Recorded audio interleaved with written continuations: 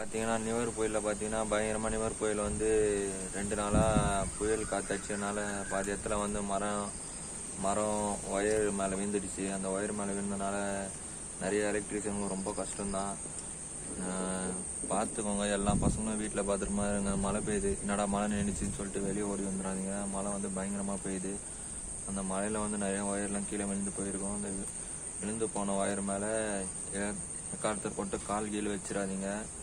மழை வந்து பயங்கரமாக பெய்யுது பாருங்கள். எங்கள் ஊரில் சைடெலாம் மழை நல்லா பெஞ்சிட்ருக்கு. மழை பெஞ்சு இங்கே பார்த்தீங்கன்னா மரம் வந்து ஒயர் மேலே சாஞ்சிச்சு. ஒயர் மேலே சாஞ்சினால 2 நாளாக கரண்ட் இல்லை.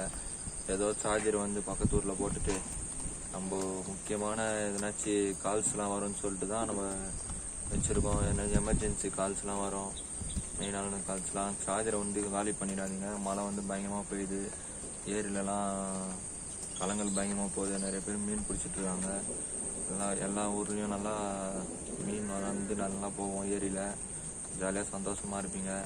இந்த சென்னை சாலையில் இருக்கவங்களெல்லாம் பாதி வீட்டில் வந்து தண்ணி வந்துட்டுருக்கோம். அவங்க ரொம்ப கஷ்டப்படுவாங்க.